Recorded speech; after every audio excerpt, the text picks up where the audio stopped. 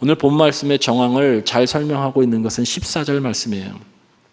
예수께서 죽은 자 가운데서 살아나신 후에 세 번째로 제자들에게 나타나신 것이라. 부활하신 예수님께서 요한복음 20장에 마리아와 베드로와 요한에게 나타나시고, 그리고 제자들에게 나타나시고, 도마에게 또 나타나시고, 세 번째로 여러분 또 똑같은 제자들에게 나타나셨어요. 세 번씩이나 부활하신 주님께서 나타나셨는데 제자들의 삶은 변한 것이 아무것도 없어요. 지금 옛삶에 그대로 있어요. 3절 말씀에 시몬 베드로가 나는 물고기 잡으러 가노라 이렇게 얘기하니까 자기의 동료들도 나도 가겠다. 그래서 따라 나가서 밤새도록 그물질을 했으나 얻은 것이 하나도 잡지 못했다는 거예요. 여러분, 여기에 나와 있는 나는 물고기 잡으러 간다라고 하는 것은 제자들이 부활하신 주님을 만났음에도 불구하고 여전히 옛삶의 자리에 있는 거예요.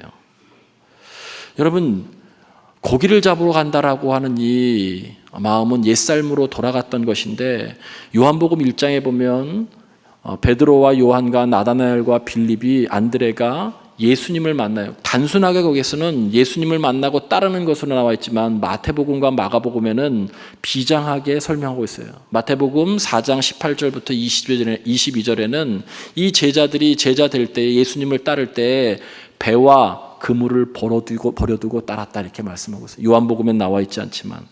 그리고 4장 22절에는 그물과 아버지를 버리고 예수님을 따랐다는 거예요.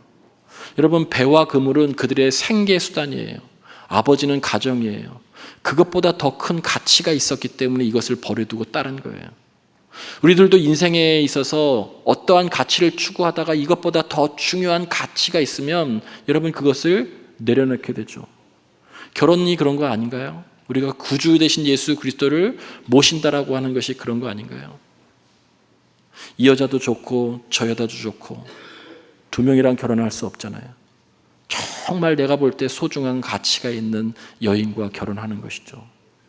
여러분, 지금 무엇인가를 버렸다라고 하는 것은 그동안은 이 가치, 이것을 붙들고 살았는데 이것보다 더 큰 가치가 생겼다는 거예요.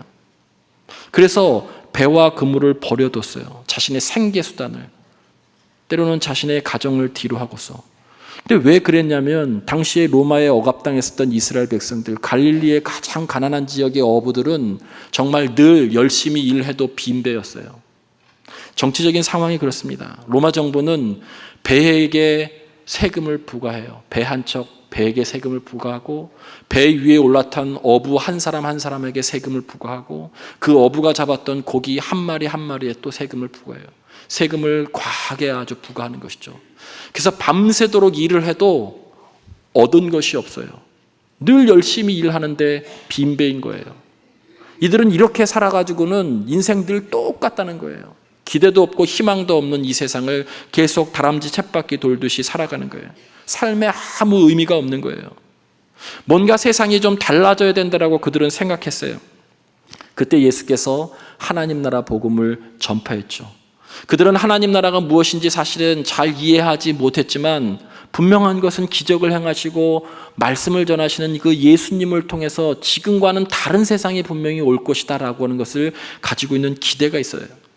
그런데 그 기대를 가지고 여러분, 배도 그물도 가정도 좀 뒤로 하고 그분을 따랐으나 결국 예수님은 아주 무력하게 십자가에 못 박혀 죽임을 당하죠. 기대는 산산이 무너지고 제자들은 뿔뿔이 흩어졌어요.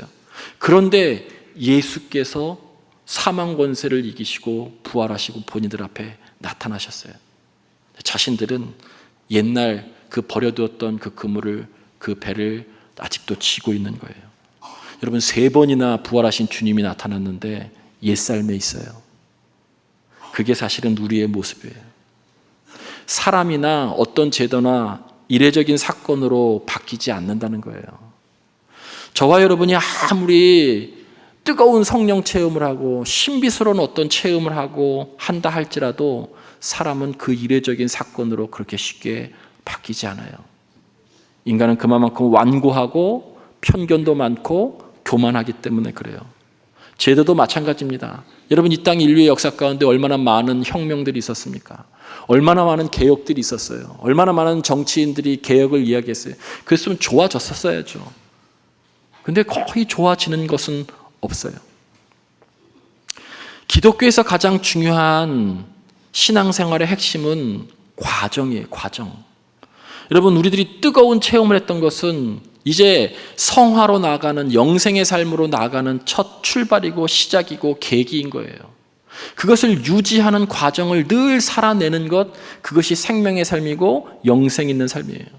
십자가의 사랑과 부활의 생명이 내 삶에 완전히 체화되려면 과정이 필요하다는 거예요. 하루아침에 되는 것이 아니라 늘 그 십자가와 부활을 기념하고 기억하면서 하나님 앞에 올려드리는 이 예배, 수도 없이 드리는 이 예배를 통해서 여러분, 부활과 십자가가 내 안에 체화되는 거예요. 늘 말씀을 듣고 기도하고 경건 생활하는 것을 늘 반복하는 그 과정을 통해서 새롭게 그 말씀이 내게 다가와서 결국 내가 십자가와 부활을 내 삶에 체화하는 것이죠. 과정이죠. 하나님 나라를 위해서 섬김과 헌신을 반복하는 것. 여러분, 그 반복, 그 과정이 계속 있어야 여러분, 십자가와 부활이 내 삶의 체화, 내 안에 자리하게 되는 거예요. 어떤 것 한 번으로 되는 것이 아니죠. 여러분, 우리들 그래서 많이 얘기하잖아요. 30년 전에 내가 뜨겁게 성령 체험을 받았는데, 옛날에는 이렇지 않았는데, 옛날에는 정말 내가 무엇도 했는데, 근데 지금은 아니라는 얘기예요. 가만히 있으면 옛삶으로 다시 돌아간다는 거예요.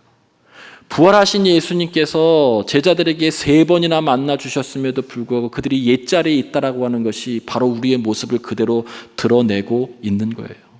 가만히 있으면 그냥 옛삶으로 다시 돌아가는 거예요. 옛 삶의 자리에 돌아간 제자들의 모습은 어땠냐면 밤새도록 그물을 던졌으나 빈배였어요. 여러분, 이 빈배라고 하는 것은 현상적으로 물고기를 한 마디도 잡지 못했다라고 하는 의미도 있지만, 그러나 사실 정확하게 따지면 옛 삶의 자리, 의미 없는, 목적 없는 삶, 예전에 그들이 살았던 삶이에요. 밤새도록 일했음에도 빈배다라고 하는 의미는 삶의 무의미를 이야기하는 거예요. 여러분, 좋은 직업을 가져도 아무리 많은 것을 소유한다 해도 인생이 늘 행복하고 의미 있는 것은 아니에요. 그 직업과 그 소유로 의미 있는 삶을 살아내는 게 더 중요한 것이죠. 그렇게 살지 않으면 좋은 직업과 소유를 가져도 여전히 늘 빈배예요. 그래서 공허하고 허무하기도 하고 열심히 일했으나 아무것도 가지지 않는 것이죠. 여러분, 그 인생에 주님의 부활하신 주님이 찾아오셔서 6절에 말씀하세요. 그물을 내 배 오른편에 던지라. 그리하면 잡으리라. 던졌더니 물고기가 많아 그물을 들 수 없게 되었다는 거예요. 빈배, 무의미한 제자들의 삶, 탈진한 삶, 그들의 삶 가운데 말씀이 찾아왔어요. 그 말씀에 순종했더니 여러분, 고기를 많이 잡았다는 얘기는 현상적인 고기를 많이 잡았다는 의미보다는 그들의 삶이 풍성해졌다라고 하는 것을 영생의 삶을 살게 되었다는 것이죠. 말씀이 나를 다스리기 시작할 때 내 영혼의 풍성함을 얻을 수 있어요. 말씀이 내 삶에 다가왔었을 때 여러분, 우리가 우리의 영혼을 지켜낼 수 있어요. 여러분, 오늘 성경 말씀에 보면 그 다음에 예수님께서 제자들에게 식사를 차려주세요. 복음서의 어떤 곳에서도 식사 장면을 이렇게 디테일하게 설명하고 있는 곳은 없어요. 그냥 세리와 창기들과 식사를 했다, 이 정도 표현이지만 오늘 복음서는 아주 자세하게 예수님께서 숯불을 피워놓기도 하고 그 위에 생선을 굽기도 하고 빵을 구워서 다 차려놓고 제자들을 불러서 밤새도록 고기 잡았던 제자들을 불러서 조반을 와서 먹으라 라고 이야기하고 있죠. 이것이 성만찬의 모습이에요. 성만찬의 정신이 그대로 담겨져 있어요. 요한복음에는 다른 복음서와 달리 예수님의 마지막 만찬이 없어요. 그런데 이 성만찬의 정신을 요한복음은 2곳에서 전하고 있는데, 한 곳은 바로 오병이어의 기적이 있는 그곳이고 또 한 곳은 오늘 마지막 요한복음 21장 말씀이에요. 예수께서 손수 밥상을 차려주셨다라고 하는 것은 십자가의 고통과 그 부활을 그대로 보여주신 것이 밥상을 차려주신 거예요. 창조주 하나님께서 피조물에 대한 지극한 사랑, 십자가의 사랑. 여러분, 그 밥상을 받은 그 베드로, 3번이나 부인해서 죄책감에 시달린 베드로는 영혼의 치유를 경험해요. 밤새도록 일하고 돌아온 그 제자들도 여러분 영혼의 새 힘을 얻게 되죠. 죄로 상한 우리들도 그 사랑을 받게 되면 영혼의 치유함을 얻어요. 교회는 그래서 성찬 공동체예요. 교회는 밥상 공동체예요. 반찬이 많고 적음이 문제가 아니고요, 돈을 내느냐 마느냐의 문제가 아니고요, 그 식탁에 영혼을 돌보는 사랑이 있느냐라고 하는 것이 중요해요. 아무리 반찬이 많아도 여러분 그 안에 사랑이 없으면, 아무리 돈을 비싸게 내고 먹어도 그 안에 사랑이 없으면 그 식탁은 아무 소용이 없는 거예요. 사랑이 있는가라고 하는 거예요. 부활하신 주께서 우리들에게 가장 여러분 첫 번째로, 그리고 가장 중요하게 말씀하셨던 것이 내가 너희를 사랑한 것 같이 너희도 서로 사랑하라는 거예요. 그 모습을 보여준 것이 여러분 식탁을 차려주신 거예요. 구약에도 그 식탁이 있어요. 여러분 좋아하시는 시편 23편 5절 말씀에 나오죠. 주께서 내 원수의 목전에서 내게 상을 차려주시고, 주께서 내 원수의 목전에서 내게 밥상을 차려줬다는 얘기예요. 여러분 그거 상상해 보세요. 어떤 이미지예요? 하나님께서 나랑 지금 관계가 안 좋은데 저 원수에게는 밥상을 안 차려주고 내게 차려줬어요. 그러면 내가 승리한 거죠. 그래서 차려줬으면 어떻게 먹어야 돼요? 용용 죽겠지 하고 막 먹어야 되는 거죠. 그 앞에 있는 사람 보면서. 지금 패배해서 힘들어서 고통당하고 있는 그 앞에서 하나님께서 내게 밥상을 차려줄 때 약 올리면서 먹으라고 밥상 차려준 뜻이에요. 나를 배반한 제자에게 따뜻한 밥상을 차려준 것과 같은 거예요. 이리 와, 우리 같이 먹자. 괜찮아, 나도 잘못한 것이 있어. 우리 이제 서로 사랑하고 용서하자. 여러분 그 밥상을 차려주는 것이 예수님의 밥상이고 시편 23편의 밥상이에요. 성도와 성도 사이는 그래서 신앙생활하면서 불편해야 될 이유가 아무것도 없어요. 인간인지라 때려오는 그런 게 있겠지만 궁극적으로는 여러분과 여러분 사이에 사랑의 공동체 안에서 불편할 이유가 아무것도 없는데 매일 불편해요. 목사와 여러분 사이에도 우리가 신앙생활하면서 이 기쁨의 성찬과 같은 예배를 드리고 기쁨의 신앙생활을 하는데 여러분 불편해가지고는 신앙생활을 제대로 할 수가 없어요. 나를 배반한 3번이나 배반한 그 제자에게 예수님은 손수 찾아오셔서 식탁을 차려주시고 초대하고 계세요. 새해 되시면 여러분과 불편한 분에게 식사를 대접하시기를 주님의 이름으로 간절히 축원을 드립니다. 주님이 그렇게 지금 사랑을 보여주고 계신 거예요. 그래서 주께서 이렇게 묻고 계세요. 내가 나를 사랑하느냐 3번이나 묻고 계시죠. 여러분 근데 목사님들이 너무 설교를 막 쪼개서 설교하느라고 여러분 이것을 이렇게 해석해요. 헬라어 원어를 막 적용하면서 예수님께서 제자 베드로에게 내가 나를 사랑하느냐, 그때 헬라어는 아가페오, 아가페 사랑, 너 나를 절대적으로 사랑하느냐 이렇게 2번 물어요.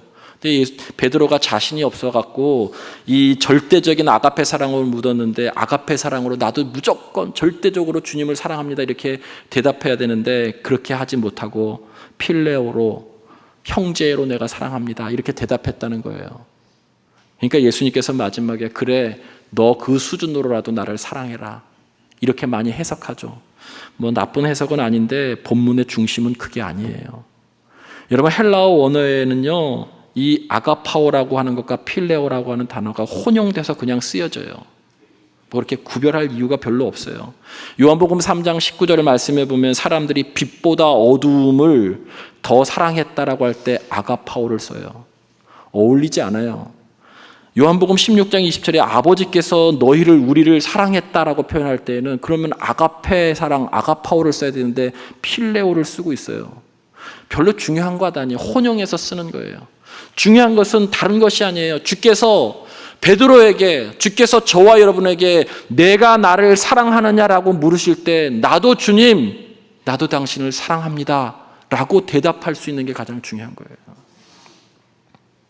여러분이 신앙생활을 하면서 사역의 목적의 가장 핵심은 성과가 아니에요. 여러분이 이제 무슨 부장님이 되셔서 선교회 회장님이 되셔서 새로운 직분을 받아서 어떤 그리스도인이 되어서 가장 중요한 것은 어떤 성과를 내는 것이 아니에요. 내가 주님을 사랑하느냐, 이게 핵심인 거예요. 성과 내고서 주님 사랑하는 게 멀어지고 형제 사랑하는 것이 멀어지면 여러분 이미 영적으로 실패한 거예요. 영혼의 상처를 받은 거예요. 일하면서 그런 어떤 어려움을 겪게 된다면 여러분은 다시 물으셔야 돼요. 내가 정말 주님을 사랑하는가?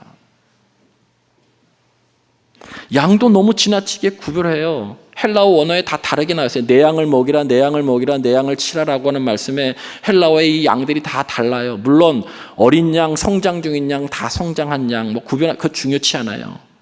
이렇게 다양한 양, 주님이 이 모든 사람들 사랑했던 것처럼 너도 그렇게 사랑할 수 있느냐 묻는 거예요.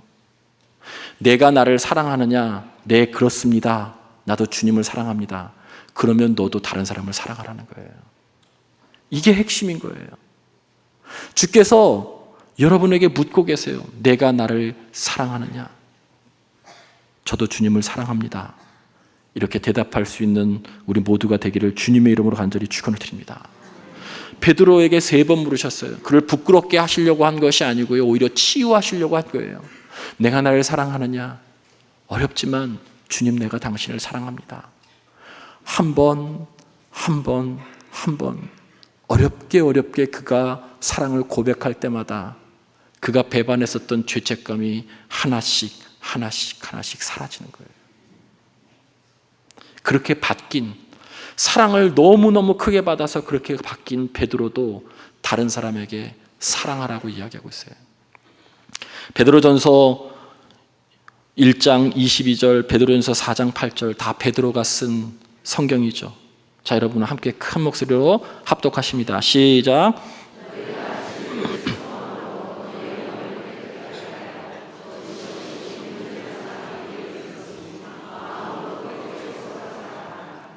무엇보다도 뜨겁게 서로 사랑할지니 사랑은 허다한 죄를 덮느니라.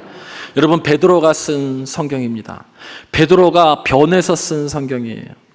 그냥 이 말씀이 그냥 나온 것이 아니고요, 그의 영혼의 치유를, 주님의 사랑을 정말 깊게 받고 체험하고 난 다음에 그가 쓴 거예요. 너희가 진리에 순종함으로 너희 영혼을 깨끗하게 하여, 너희가 먼저 영혼의 치유함을 받고 거짓이 없이 형제를 사랑하기에 이르렀으니 마음으로 뜨겁게 사랑하라. 그리고 또 얘기해요. 4장 8절에 무엇보다도 뜨겁게 서로 사랑할지니 사랑은 허다한 죄를 덮느니라. 주께서 말씀하신 거예요. 그 사랑을 받은 것이고 그 사랑을 체험한 베드로는 다른 사람을 그렇게 또 사랑하고 사랑하라고 이야기하고 있어요. 4장 11절에도 하나님께서 공급하신 힘으로 봉사하라. 사랑의 힘으로 봉사하라는 거예요. 사랑과 용서는 영혼을 치유하기 때문에 그래요.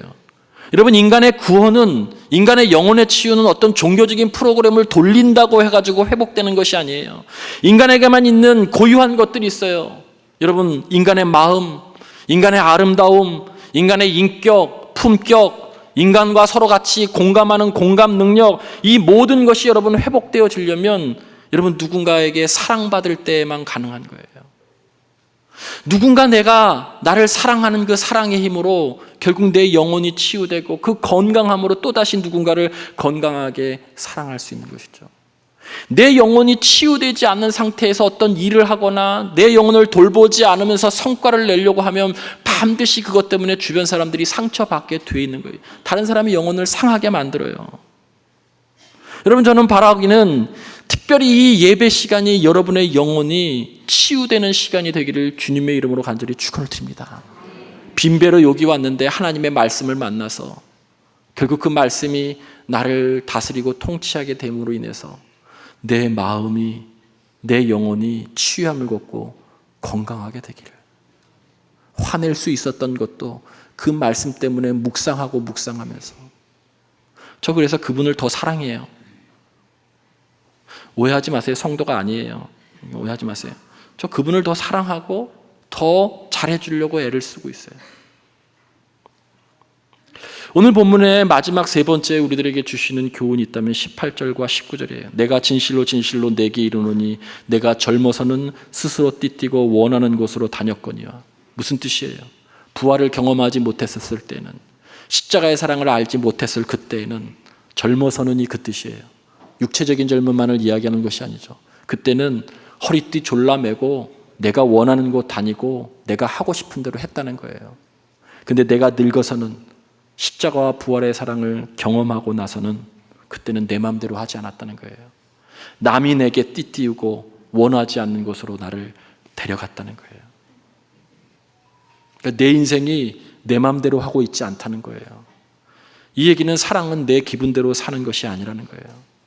말썽 많은 자녀들도요, 정말 부모의 사랑을 깊게 깨닫게 되면 그때부터 자기 마음대로 살지 않아요. 우리도 하나님의 그 사랑을 깊게 깨닫게 되면 내 마음대로, 내 욕정대로, 내 욕망대로 절대 살지 않습니다. 오늘 여기 성경에 그렇게 나오죠. 베드로가 어떠한 죽음으로 하나님께 영광을 돌릴 것을 가리키노라. 죽음이 나와요. 남이 내게 띠띠우는 것, 그게 죽음이에요. 내 마음대로 살지 못하는 것. 내 자아의 죽음이죠. 주님의 말씀대로 사는 것. 더 나아가서는 이것은 사명대로 사는 거예요. 내가 원하는 곳에 가지 않아요. 내가 하고 싶은 대로 하지 않아요. 그냥 사명대로 살아가는 거예요. 빈배와 같은 인생에 하나님의 말씀이 만날 때 결국 우리는 사명에 이끌려서 사는 사람이 되는 거예요. 오늘 요한복음 전체 다 잊어버리셔도 상관없어요. 마지막 21장에 예수님께서 여러분에게 위임 명령을 하세요. 마태복음을 잘 읽어보세요. 마태복음 28장 맨 마지막 절에 너희는 온 천하 만민에 두루다니면서 제자를 삼고 천국 복음을 전하라고 선교에 대한 대위임 명령을 내리시죠.